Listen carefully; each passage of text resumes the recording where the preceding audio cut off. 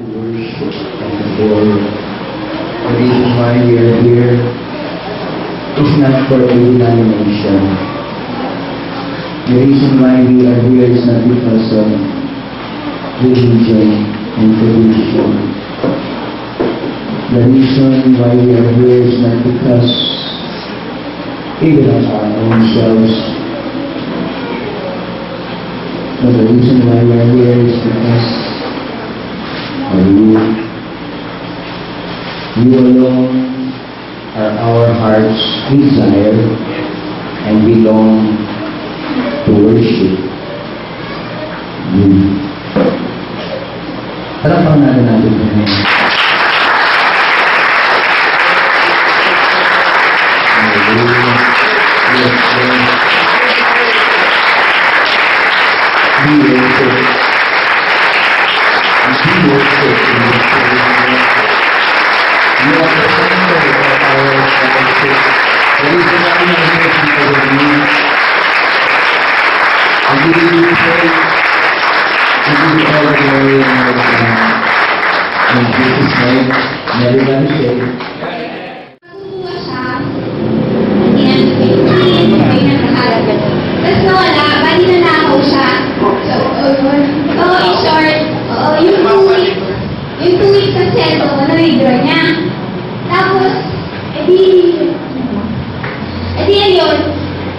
Hindi ko sinabi kay naman kasi siyempre sumagot ko.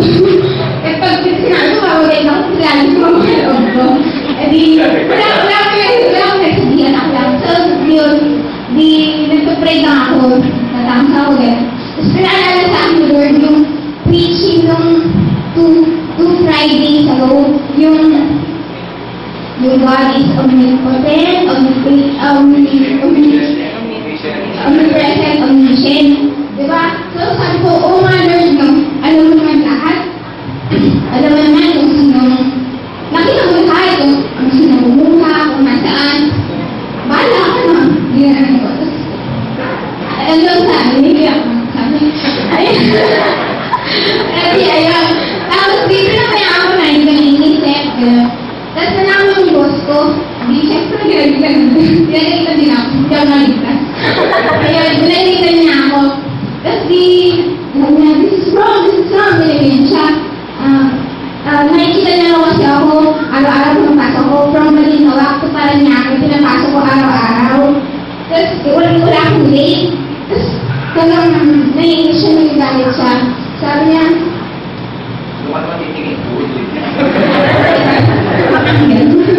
ayun, tapos ayun, pagkalitan niya ako. Tapos sabi niya, yun, I feel bad for you, ganyan siya. Tapos tinawag niya ako, sabi niya, come here. Sabi niya, Indian Bombay. Indian kasi yung boss ko. Tapos yun, pinapagalitan niya ako. Oo nga, Indian sir, ganyan. Ginawa niya kung gawin yung wallet niya.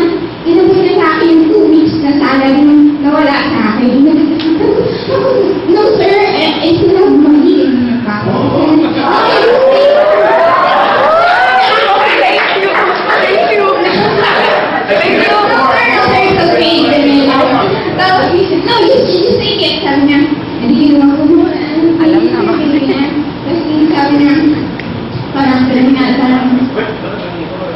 Ayun, kulang pa kasi sabi niya, oh, you take this.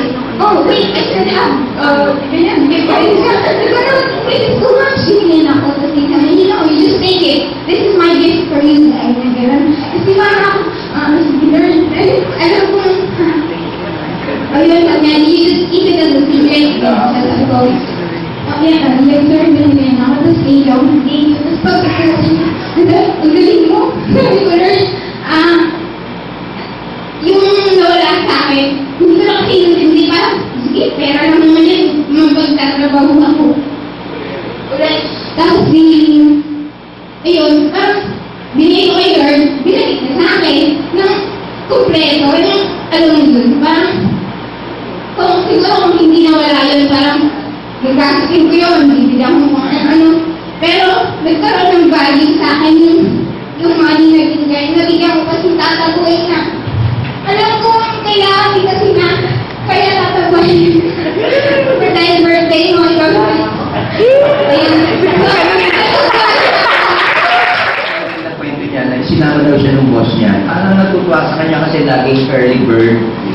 ibang tapos napapagalitan niya ibang mga empleyado kasi nakikita siya na bilang isang good example. Parang ang tingin sa kanya, there's something in this lady hindi na baby. There's something in her na parang, tapos kinukuha mo ilan edad yung sabi niya, dati mas matanda pa. Ibig sabihin, hindi ka mag-iisip ng anuman. Tapos, may something na nakikita sa kanya, isinama siya, tapos may plano pala na siya, may aalis kasi isang absent na lang daw, isang late yata o isang absent, sisipain na. Tapos ang laki-laki ng posisyon na ibibigay sa kanya. Kasi naman sila sa isang section na nandun yung kanilang mga products, tapos eto yung product o eto yung sa kalaban. Tinanong siya, kung ikaw, halimbawa, ano ang bibili mo? So, tama ba tinanong siya? Sige, ulat ako na.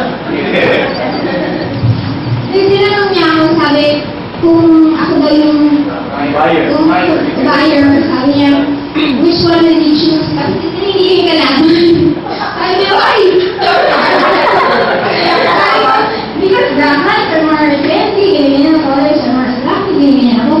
Ako din, okay. Sabi niya, may dumalating, pinili ko. Sabi niya, you see, the guy was the one you chose, sabi niya. Ay, siya na nagsabi pa ang sinensor niya. Pero yun nga, may nakikita siya sa akin na ayun ba sa'yo ka nga? Parang pa natin si Lord. Last Friday, binanggit niya, maganda po nangyayari sa Friday. So, binanggit niya yung mga prayer meetings natin kasi yun yung, siyempre, lahat tayo nakapagsasalita, lahat tayo nakapag-open. At yung meeting ngayon is kaalinsabay naman sa layunin ng Diyos sa ating bansa na ang ibinibigay niya sa atin na panalangin ay hindi lang for the sake of praying, kundi praying na according to sa ibinadownload niya. At we are so very much blessed. Pinagpala tayo kasi our congregation, our group is not, para magparami o kaya ay for the sake of our, kung ano yung mga plan ni Pastor, kundi nalagay po tayo na yung mismo sa Biblia na meron silang government. Katulad sa Jerusalem, yung mga 12 apostles, sila pinagsimulan hanggang sa naging buong mundo na, pero meron silang submission to one another para ba meron silang chain of command. Hindi sila lost command. So tayo, hindi tayo lost command. Kaya tayo nandito dahil naging maliwanag sa atin na tayo ay ayon sa kumpas at sa mga plano ng Diyos, and we submit to other churches. Kumbaga, maging tayo man ay self-conscious or yung selfish ba o every time we pray, Lord, give me, parang si Lord naging genie. Genie that, parang give me that, parang Panginoon na naging Pahinginoon. Hindi, ang Panginoon, siya yung nangunguna. Dahil siya yung Diyos, pero pag naging Panginoon, ibang usapan na siya na yung mag-rule sa atin. So, bawat isa sa atin na may mga layunin sa buhay, ibig sabihin, di mga lakarin tayo, di ba sabi ng mga palabas ng araw, guhit ng palad. Naitili pa yan tayo So tayo may mga guhit ng palad, may mga direksyon tayo na ang kailangan lang is malaman natin sa Diyos ano yung mapa ng guhit na yun kasi siya ang naglalagay sa atin sa tamang direksyon at nagkakaisa tayo. So, mapunta man tayo sa church, yung church na ating nasasamahan ay mayroon ding guhit. Mayroon ding road na kailangan lang is-map. Sabi niya sa Jeremiah, "For I know the thoughts that I think toward you, and these are thoughts of good and not evil." So, kung ano may napapaano, buti nga, natagpuan natin. Hindi naman na Diyos na nawawala, di ba? Buti na lang natagpuan tayo ng Diyos. At kung kailan nyo, minsan, iba-ibang experience, mga laglag na, mga wala na, frustrated na sa kanyang talino, sa lahat ng business na tinayo niya. And pati yung layunin niya ngayon sa atin ay hindi natin napupulpil. So, nagiging self-conscious tayo. Pero ang Diyos, ang ginagawa niya, binubuo niya upang ang lahat ay magkaroon ng kung ano yung layunin niya pang lahat. At although mahal ka niya, mahal din niya yung kapwa mo kasi mahal niya ang lahat. Ang sabi na si John 3:16, because God so loved the world. So nandun ka. So pang lahat ang tingin ng Diyos. Kaya pagka nagkasama-sama tayo, kung ano yung agenda ng Diyos, napakainam sapagkat iyon na huli natin ang puso niya. Yes, marami tayong problema, pero yung problema natin, maliit lang. Kasi ang nais niya, ma-solve ang problema natin para ma-solve din yung iba. So, mayroon pa mga dinadownload sa atin ng Diyos na patungkol sa end time, sa mga huling araw na ito. Sabi ng iba, nagsimula na raw ng Book of Acts. Oo, tama. Kaya lang, yun ang simula ng end time, and we are now in the last days of the end time. So, ano yung last days? Ano yung end time? Pareho ba yun? Actually, dito rin natin naiintindihan yun dahil dinadownload na tayo ng Diyos. Ang last days, mula noon, so kumbaga, ang last days ay sabihin natin, ang sabi ng Bible kasi 80 ang life begins at 80.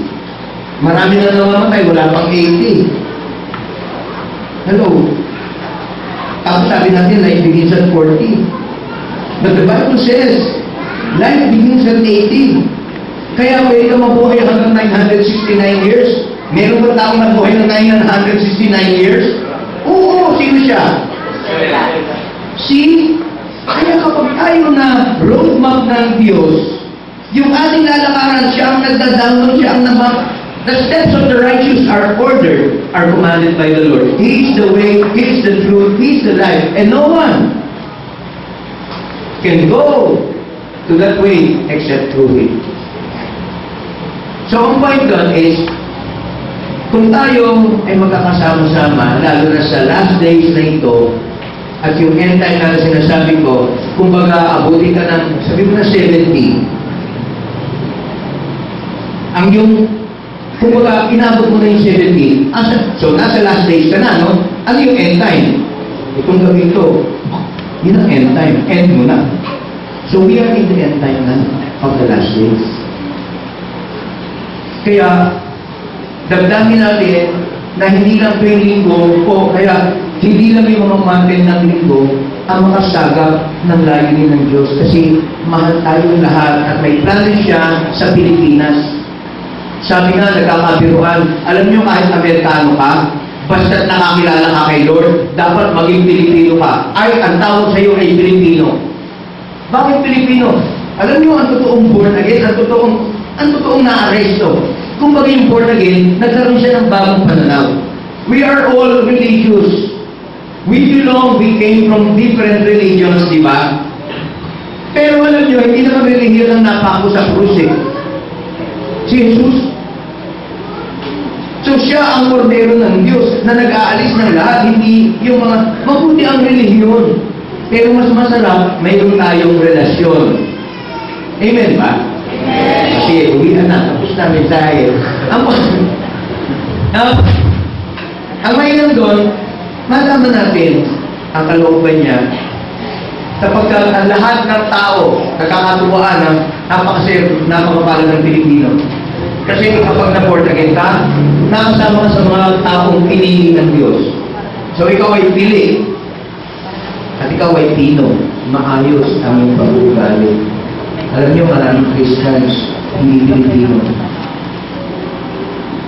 Religious. Pero ang tunay na tumanggap kay Jesus, siya ay naging Pino. Hindi siya malaslaw.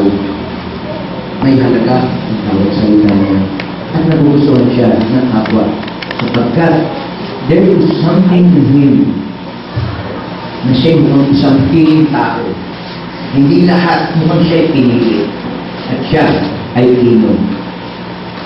Kaya kahit maging Vietnamese ka pa, pagka nakakilala ka sa Diyos, ikaw ay isang Pilipino. Tama ba? Wala pa mo na,